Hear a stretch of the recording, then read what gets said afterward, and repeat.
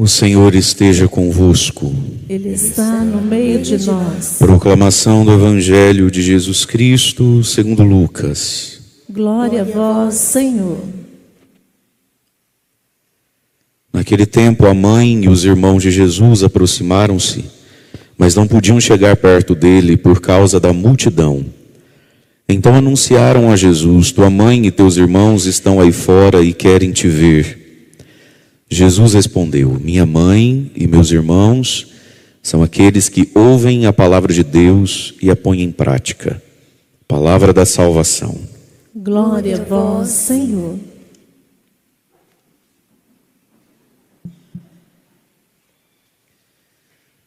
Irmãos e irmãs, o Evangelho de hoje é lido dentro do contexto da parábola do semeador. O semeador saiu a semear, lançou a sua semente, a palavra, que cai na terra boa, que cai na terra ruim, que cai no terreno fértil, que cai no terreno pedregoso.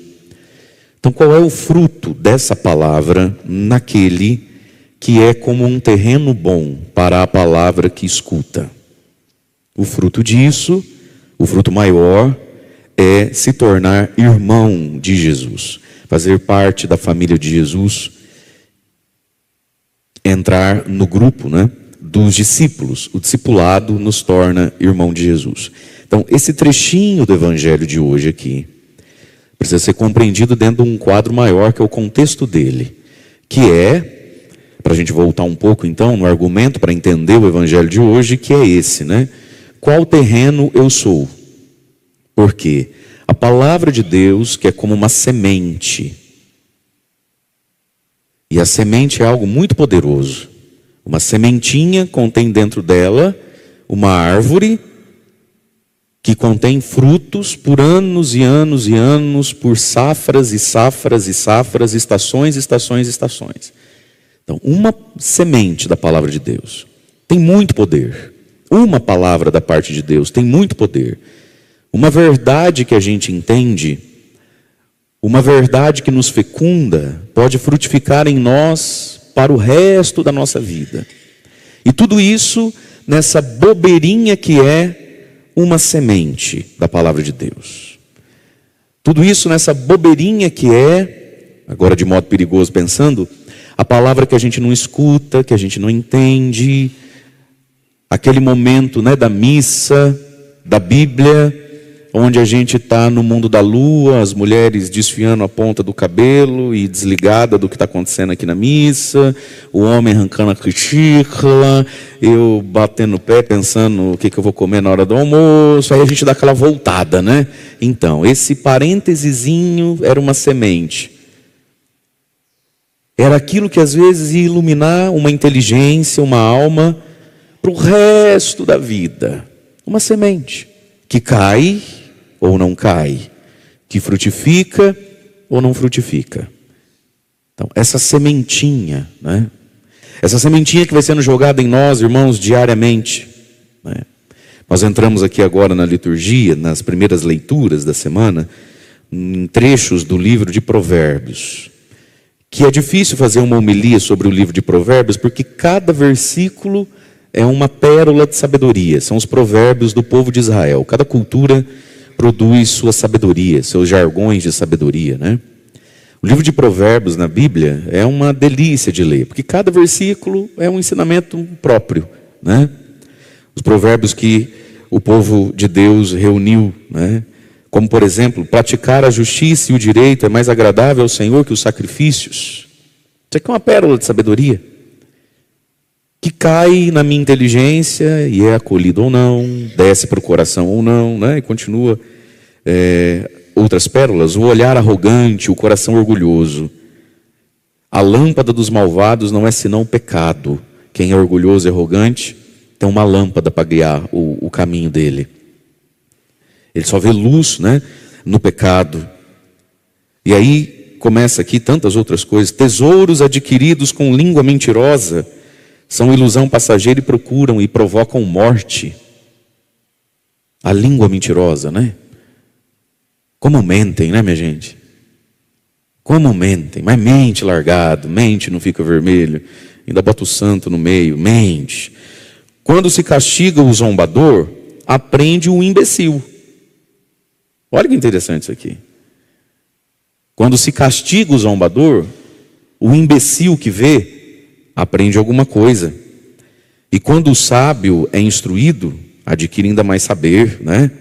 O justo observa a casa do ímpio e leva os ímpios à desgraça.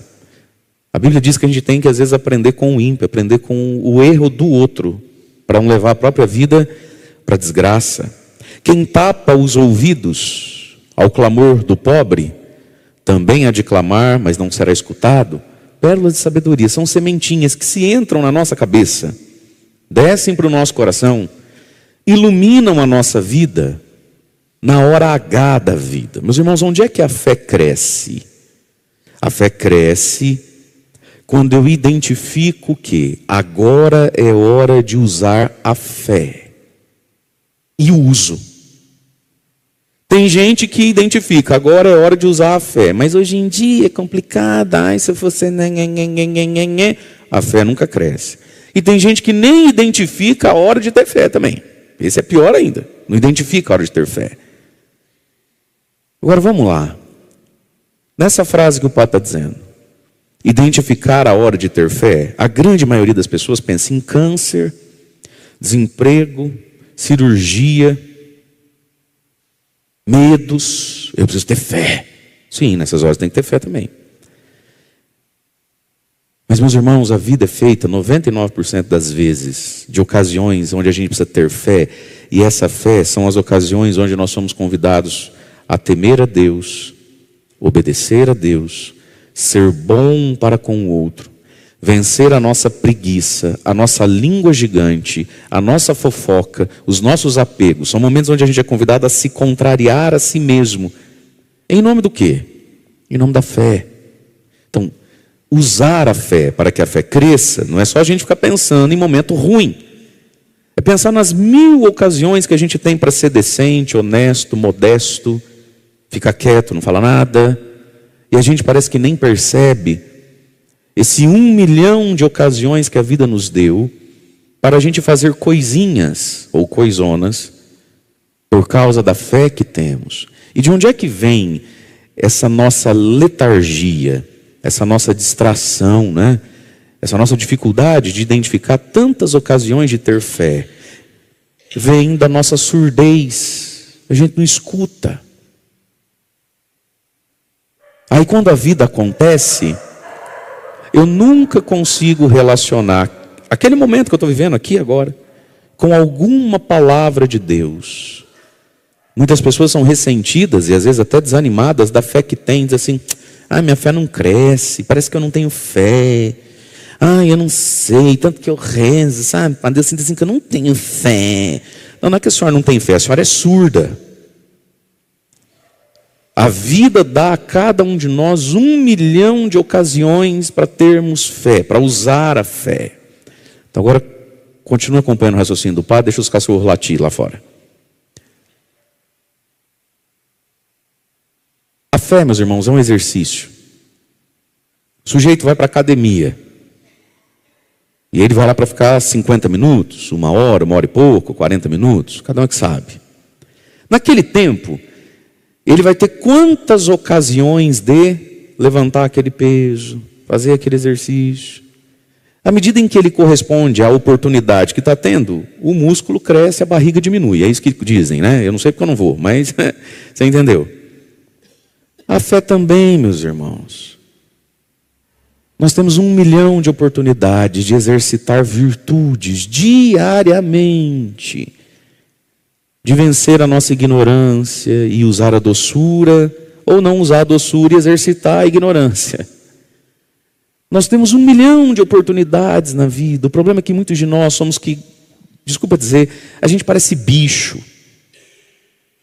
Parece bicho. O cachorro que estava ali latindo, você viu? Ele está atrás da cadelinha, está querendo cruzar com a cadela. Na missa, amigo. É complicado, né? É um instinto dele. Mas o que tem de gente que até vem na igreja e ele é um bicho. Ele vive para comer, beber, descansar, esperando um sábado e um domingo, um sextou à noite. As pessoas nem sabem para que vivem. Vivem igual um bicho. Ele não sabe que isso é uma missa. E que agora não convém ele namorar a cadelinha. Ele não sabe. Meus irmãos, cada dia da nossa vida é sagrado. Não só a igreja é sagrada na nossa vida, também a igreja, né? Mas tudo na nossa vida é sagrado. Tudo na nossa vida é oportunidade de levantar aquele pezinho chamado virtude, santidade, naquilo. Se a gente faz pouco caso, porque a gente nem identifica que aquilo é uma oportunidade, se a gente nem identifica o que Jesus tem a ver com o prato a ser lavado, com a xícara a ser guardada, se a gente não identifica o que Jesus e o que eu comungo tem a ver com coisinhas da vida, a nossa fé nunca cresce, apesar de passar uma vida vindo à igreja rezar 1, 2, 3 vezes por semana. Então a semente precisa encontrar um bom terreno, né? Esse santo exercício que limpa o terreno que sou eu. Foi Jesus então que falou: eu jogo sementes, agora você é todo cheio de pedra, o que vai dar isso? Não vai dar nada. Eu jogo semente, você é cheio de espinho, não vai dar nada. Eu jogo semente, você é uma terra boa, vai dar fruto. E aí nós temos o evangelho de hoje, que está dentro desse contexto então da semente lançada, que vai nos falar aqui e nos apresentar algo que nos eleva. É uma tentação ouvir o evangelho de hoje pensando que Jesus diminuiu Maria. Jesus não diminuiu Maria. Jesus nos mostrou no evangelho de hoje onde é que pode chegar quem é uma boa terra. Chegar na grandeza de Maria. Então está lá Jesus pregando, diz o evangelho de hoje, e que está ao redor dele uma multidão. Nessa multidão tinha curioso, tinha gente que veio por costume, tinha gente que veio para ver se era verdade mesmo, mas já tinha muita gente que veio e que vinha sempre ouvir Jesus, se tivesse calor, se tivesse chovendo, se tivesse com sono, e vinha também no dia que nem era preceito, porque já tinham descoberto em Jesus o Cristo de Deus, né? Então tem uma multidão ao redor de Jesus. E aí então a gente vê nos evangelhos que do meio da multidão muitas pessoas queriam chegar perto de Jesus e não conseguiam. Aí tinha que gritar à distância, tinha que correr, tocar Jesus depois de um ponto da vida de Jesus se tornou algo muito difícil. Ficar fisicamente cara a cara com Jesus muito perto dele, porque sempre tinha multidão, né? Mas aí então nesse dia tem uma multidão ao redor de Jesus. E chega Maria com a parentela de Jesus. Eu não vou gastar tempo aqui explicando que os irmãos de Jesus são os primos de Jesus. Porque, meus irmãos, se Jesus tivesse irmãos de sangue por parte de Maria, se a Virgem Maria tivesse tido mais filhos, isso não seria dúvida. E nem precisaria pastor protestante 2000 anos depois querer ensinar isso para o padre. Entende isso?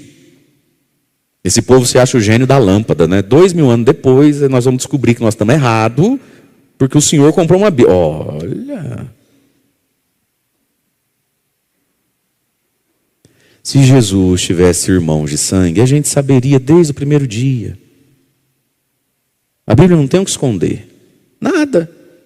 A Bíblia escondeu o pecado, o adultério e o assassinato que o rei Davi cometeu? Não escondeu. Não esconde nada.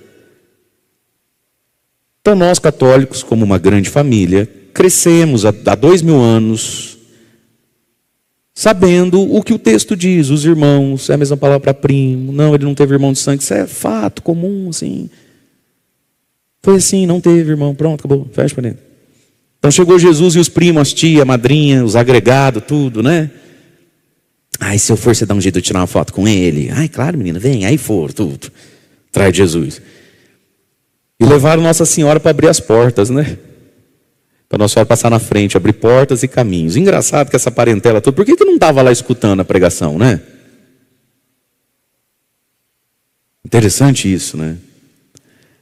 E aí, meus irmãos, às vezes a gente acha que o que o padre mais deseja e espera das pessoas da paróquia é que elas mandem um bolo de fubá com erva doce, sem goiabada esse ano, porque a fruta minha de São José é goiabada. Não adianta você mandar com goiabada. Você vai estragar o próprio presente que você quer me dar. Mande sem a goiabada. Até março do ano que vem. Depois volta a goiabada. Um convite para almoçar. um tapinha no ombro. As pessoas achavam que o que mais encantava Jesus era paparico, os primos, fazer selfie. Jesus nem deu trela. O que consolava o coração de Jesus, o que alegrava o coração de Jesus, era quem gostava de escutá-lo. Você quer ganhar meu coração? Olha para mim quando eu falo. Não precisa mandar bolo nenhum. Vem na missa. Pronto aí. E chegou lá os primos de Jesus querendo ver Jesus, querendo chegar perto de Jesus, querendo cortar pelo meio da multidão. Por que não estavam lá? Onde é que estavam antes? Ouvir Jesus, se aproximar para ouvir. Então alguém corajosamente interrompe Jesus, porque acreditou, acho que ele nem vai ficar bravo nesse caso. Tua mãe, teus irmãos estão aí fora, querem te ver, né? Pedindo para Jesus parar um pouquinho, dar um intervalo. Querem te ver, querem se aproximar de você, né? E aí Jesus responde: minha mãe e meus irmãos são estes que ouvem a palavra de Deus e põem em prática. Então, meus queridos, nós temos essa possibilidade na vida, ser da família de Jesus, tal quanto quem tem o sangue. Nós temos a possibilidade de nos aproximar de Jesus tal qual a Virgem Maria. Como é que se faz isso? Praticando a vontade de Deus. Fazer a vontade de Deus. Nas coisinhas, nas coisonas. Entender, meus queridos, que mais importante do que aquilo que eu peço para Deus, é aquilo que Deus me pede. O que tem de gente que pediu para Deus e Deus deu o que ele pediu e a pessoa vai para o inferno. Vai testemunhar para o demônio no quinto dos infernos as graças que recebeu na terra. O que tem de gente que pediu para Deus, Deus escutou. A pessoa não muda, a pessoa não se santifica, a pessoa não se parece com Jesus nem um tiquinho.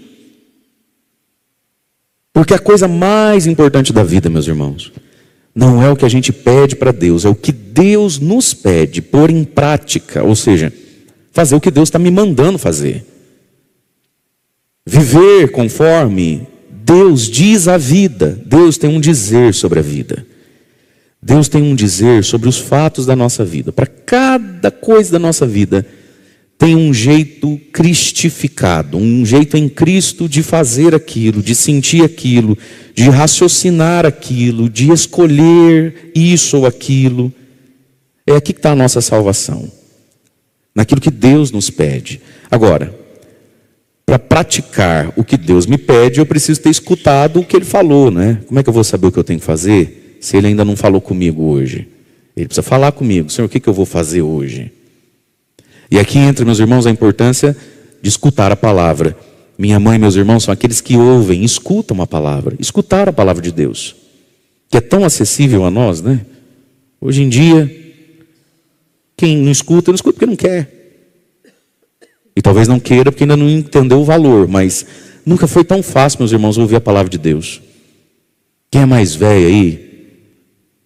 Às vezes você foi criado no sítio, via o padre uma vez, 4, 3 vezes no ano, não é isso? Aí tinha um rádio que não pegava também, né? Tinha que levar o rádio lá fora, perto daquela árvore que era mais alto, botar um bombril para pegar a bênção do padre Vitor, lá da Aparecida do Norte. Ó, meu filho, para escutar era uma dificuldade, né? E enquanto tentava achar o padre dando a bênção, trombava no sertanejo, né? Esta longa, Ave Maria da vida, aí você já ficava, era no Milionário Zé Rico, esquecia que tinha um padre.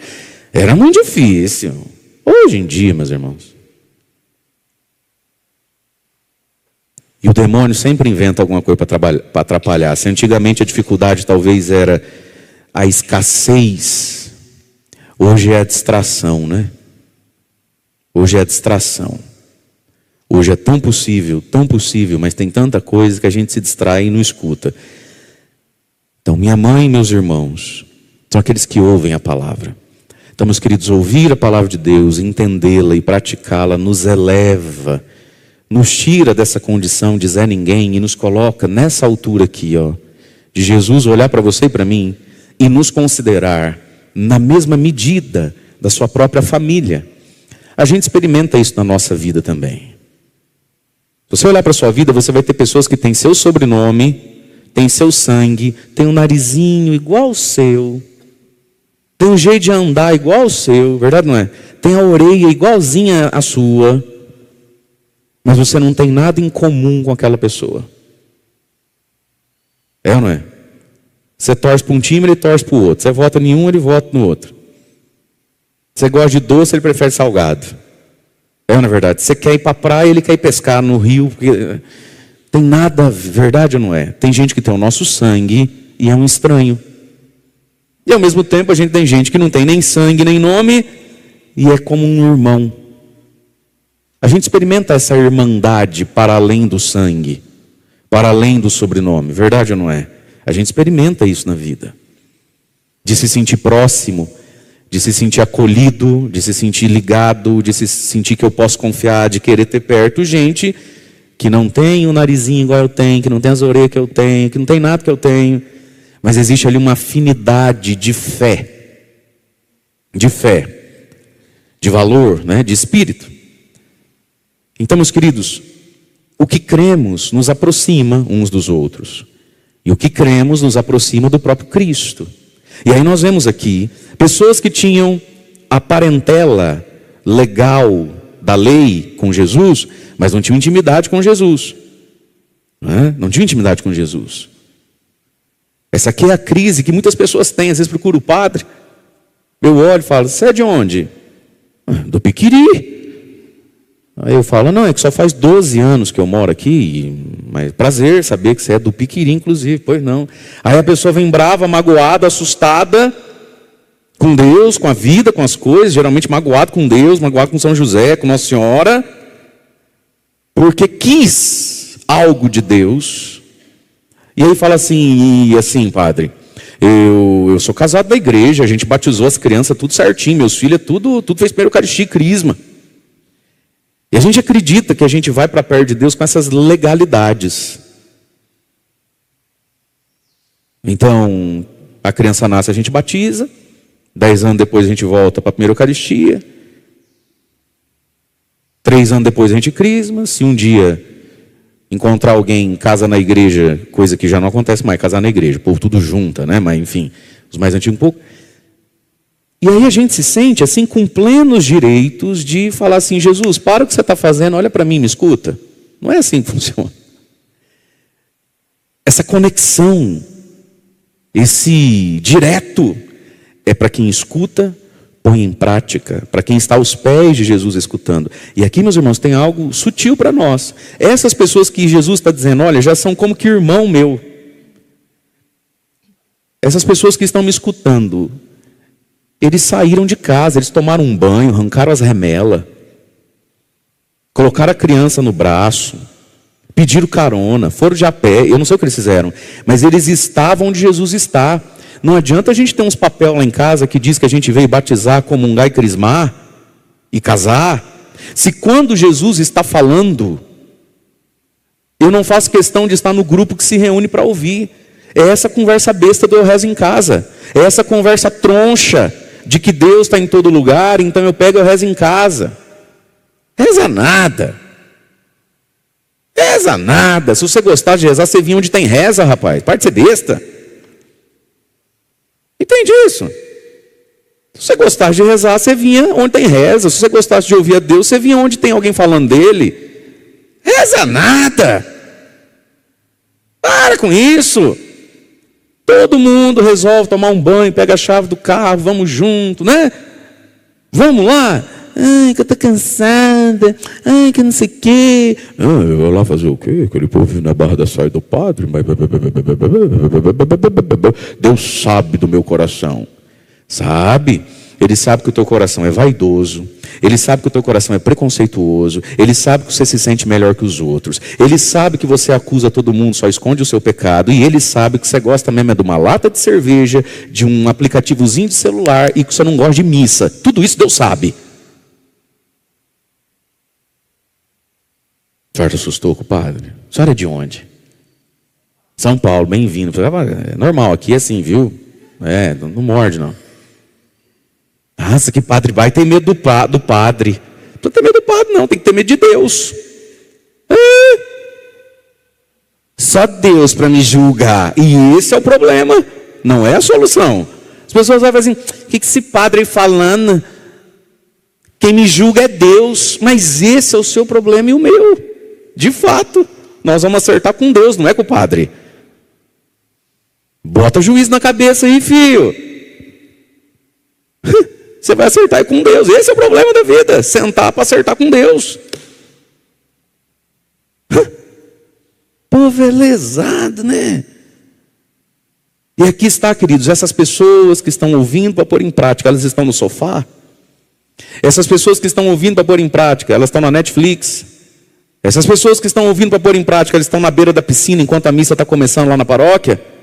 Essas pessoas que estão ouvindo para pôr em prática são aqueles que disseram: hoje, vixe, essa semana foi puxada, Deus vai me perdoar.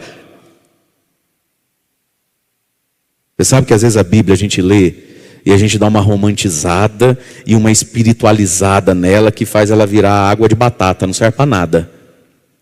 A palavra de Deus, meus irmãos, ela é feita de umas concretudes assim, muito simples, totalmente possíveis, mas profundamente vinculantes na vida. Está aqui os meus irmãos, ó. Quem escuta o que eu falo e põe em prática. Pessoas que saíram das suas casas. Pessoas que sacrificaram algo do seu tempo para estar perto de Jesus. Mas tem gente que é tão rastaquera, é tão ignorantezona, que aí pega e fala assim: agora você está achando que eu vou viver na igreja. Não, querido, não vai. Nem o padre vive na igreja. Nem eu que sou o padre vivo na igreja. Eu mesmo não passo aqui mais hoje depois da bênção final, só volto aqui amanhã. Ninguém vive na igreja, nem o padre vive na igreja. Para dessas conversinhas besta. Sabe essas frasezinhas toscas? Agora você está achando que eu vou viver na igreja. Não, porque nem o padre vive na igreja. Ninguém vive na igreja. Simples assim. Agora, meus irmãos, existem coisas que são profundamente bonitas, belas. Existem bênçãos que só para quem sai do sofá. Escova os dentes, de preferência. Passa um desodorante, de preferência. E vem, sem mascar chiclete, óbvio. Entende? Aí estão lá os primos de Jesus, magoadinho, dodói. Porque ele tem um papel que prova que ele é católico, que ele é cristão. Mas você não escolhe vir. É difícil vir, você escolheu ficar lá. Então, meus queridos, esse atravessar a multidão é um gesto da nossa fé. E fé passa pelo uso e o exercício do nosso tempo. Do nosso tempo. O nosso tempo. Onde é que eu vou adquirir fé, usar fé, ouvir Jesus? Não tem como fazer essas coisas se eu não aprender o uso do tempo. Dar tempo a Ele.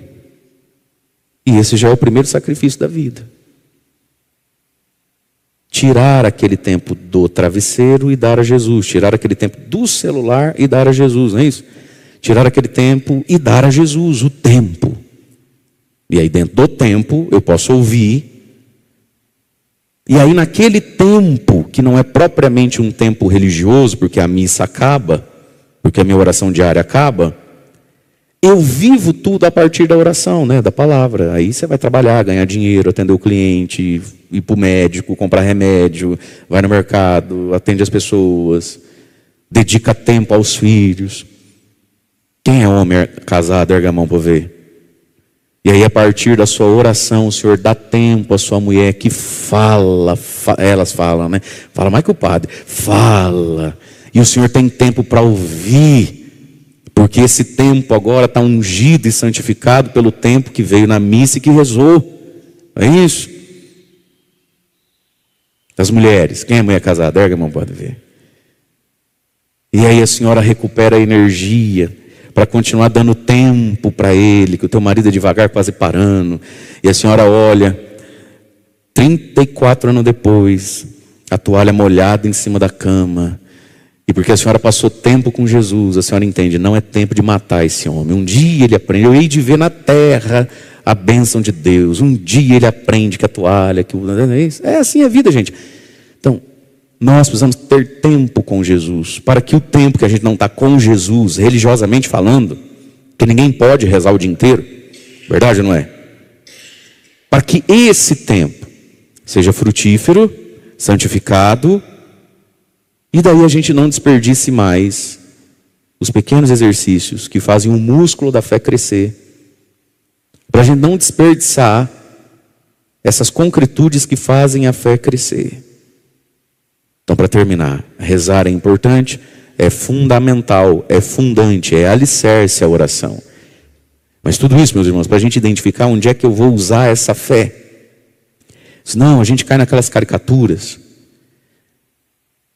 de beata de novela, né?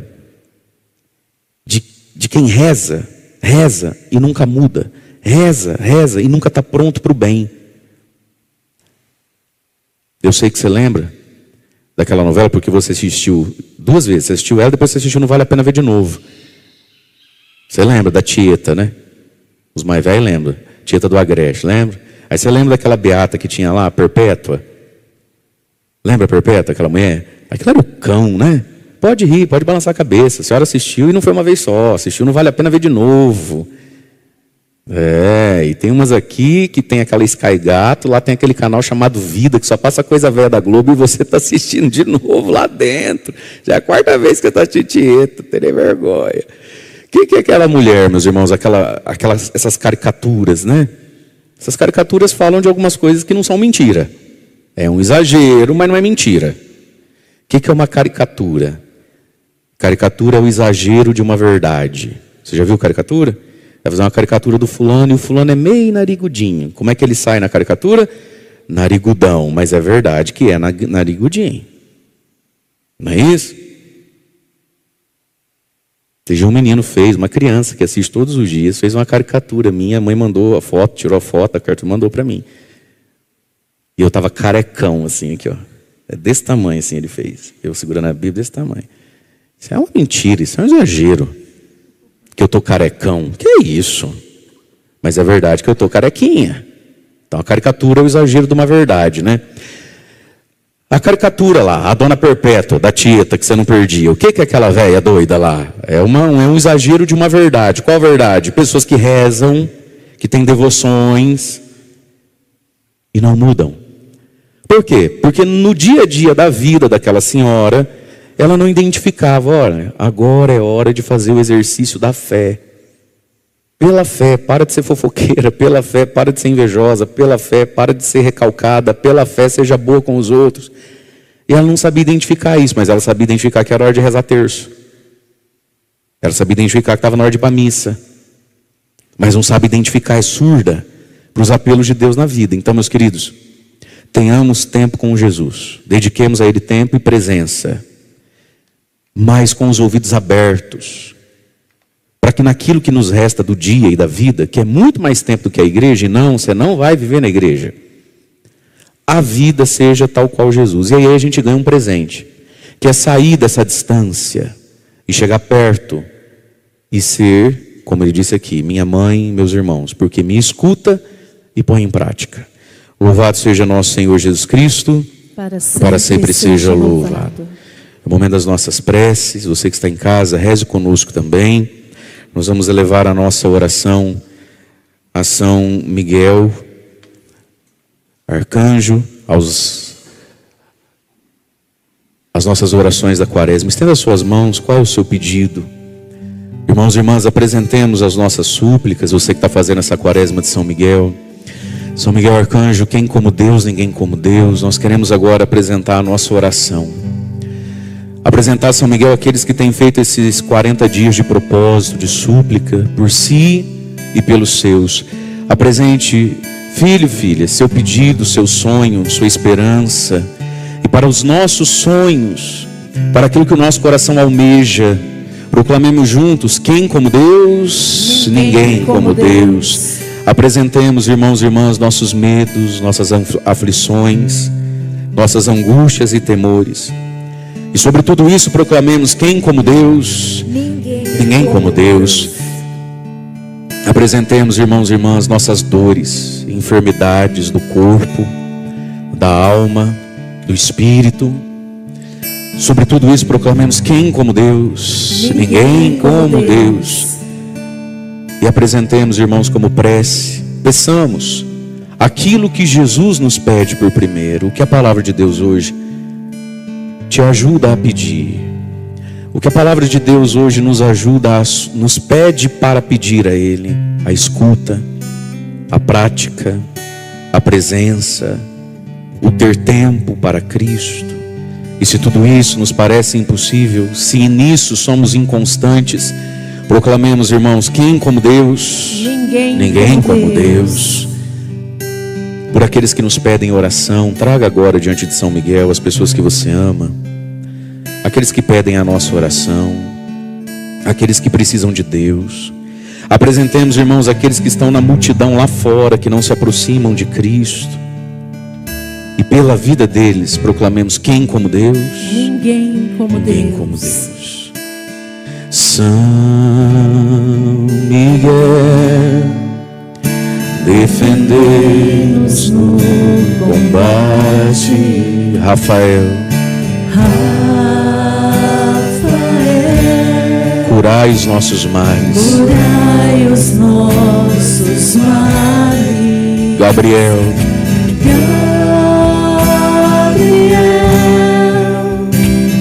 trazei-nos a palavra do Senhor. E vamos proclamar isso: quem como Deus? Quem como Deus? Quem como Deus? Deus é força. Deus é força. Deus é cura. Deus é cura.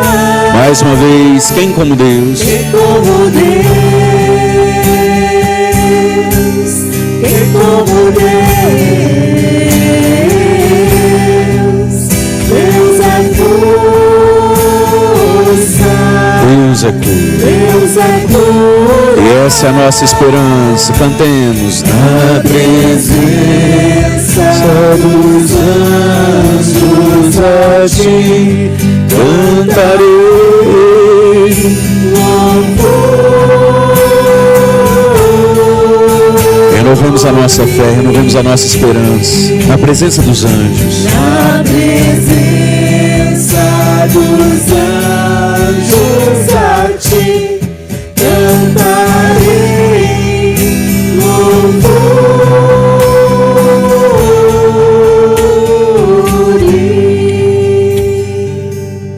E os que podemos ajoelhar, vamos ajoelhar para fazer essas orações. Se para você é difícil, pode ficar em pé. Você que está em casa, reze conosco também. São Miguel Arcanjo, defendei-nos no combate. Sede o nosso refúgio contra as maldades e as ciladas do demônio. Ordena-lhe Deus, instantemente o pedimos. E vós, príncipe da milícia celeste, pela virtude divina, precipitai no inferno a Satanás e a todos os espíritos malignos que andam pelo mundo para perder as almas. Sacratíssimo coração de Jesus, Tende piedade de nós. Sacratíssimo coração de Jesus, Tende piedade de nós. Sacratíssimo coração de Jesus. Tende piedade de nós. Senhor, tende piedade de nós. Jesus Cristo, Tende piedade de nós. Senhor. Tende piedade de nós. Jesus Cristo, ouvi-nos. Jesus Cristo, atendei-nos. Pai celeste, que sois Deus, Tende piedade de nós. Filho redentor do mundo, que sois Deus, Tende piedade de nós. Espírito Santo, que sois Deus, Tende piedade de nós. Santíssima Trindade, que sois um só Deus, Tende piedade de nós. Santa Maria, Rainha dos Anjos, Rogai por nós. São Miguel Arcanjo, Rogai por nós. São Miguel cheio da graça de Deus, Rogai por nós. São Miguel perfeito adorador do Verbo divino, Rogai por nós. São Miguel coroado de honra e de glória, Rogai por nós. São Miguel poderosíssimo príncipe dos exércitos do Senhor, Rogai por nós. São Miguel porta-estandarte da Santíssima Trindade, Rogai por nós. São Miguel guardião do paraíso, Rogai por nós. São Miguel guia e consolador do povo israelita, rogai por nós. São Miguel, esplendor e fortaleza da igreja militante. Rogai por nós. São Miguel, honra e alegria da igreja triunfante. Rogai por nós. São Miguel, luz dos anjos. Rogai por nós. São Miguel, baluarte da verdadeira fé. Rogai por nós. São Miguel, força daqueles que combatem pelo estandarte da cruz. Rogai por nós. São Miguel, luz e confiança das almas no último momento da vida. Rogai por nós. São Miguel, socorro muito certo. Rogai por nós. São Miguel, nosso auxílio em todas as adversidades. Rogai por nós. São Miguel, mensageiro da sentença eterna. Rogai por nós. São Miguel, o consolador das almas que estão no purgatório, vós, a quem o Senhor incumbiu de receber as almas depois da morte. Rogai por nós. São Miguel, nosso príncipe. Rogai por nós. São Miguel, nosso advogado. Rogai por nós. Rogai por nós, ó glorioso São Miguel, o príncipe da Igreja de Cristo, para que sejamos dignos das suas promessas. Amém. Amém. Oremos juntos. Senhor Jesus Cristo, santificai-nos por uma bênção sempre nova e concedei-nos pela intercessão de São Miguel a sabedoria que nos ensina a juntar riquezas do céu e a trocar os bens do tempo presente pelos bens eternos. Vós que viveis e reinais por todos os séculos dos séculos. Amém. Amém. Acolhei, Jesus, nossa prece, nossa esperança, as orações de quem nos acompanha em casa também. Vós que viveis e reinais com o Pai, na unidade do Espírito Santo. Amém. Amém.